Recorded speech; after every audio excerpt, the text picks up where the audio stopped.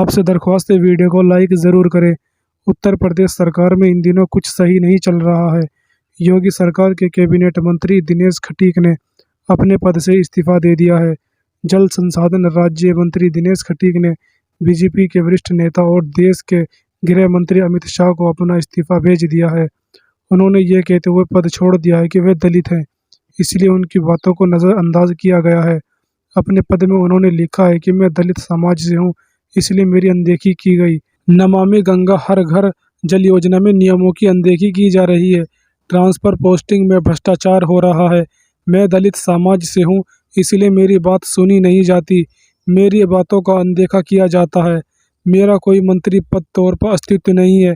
मेरे लिए राज्य मंत्री के तौर पर काम करना दलित समाज के लिए बिल्कुल बेकार है। न मुझे बैठक में बुलाया जाता है, न ही मुझे मेरे मंत्रालय में हो रहे कार्यों के बारे में बताया जाता है। मैं आहत होकर मैं त्यागपत्र दे रहा हूँ। जल संसाधन राज्य मंत्री दिनेश खटीक के इस्तीफे की अटकलें पहले से ही लगाई जा रही थी। बताया जा रहा है कि दिनेश खटीक अपने विभाग के वरिष्ठ मंत्री स्वतंत्र देव सिंह से नाराज हैं। मंत्रालय में मंगलवार को खटीक बैठक मीटिंग में शामिल हुए थे। इसके बाद वह सरकारी गाड़ी छोड़कर मेरठ अपने घर चले गए।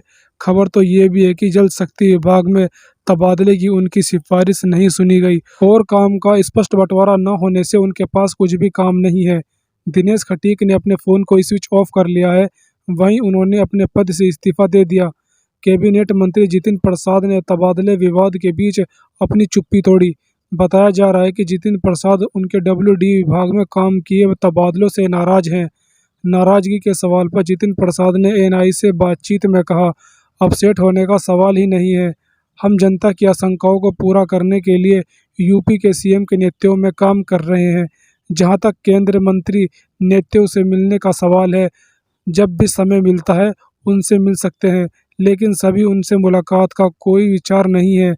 जितिन प्रसाद ने कहा कि जहां तक ट्रांसफ़र का सवाल है, अगर कोई विसंगति होता है तो बदलाव किया जा सकता है।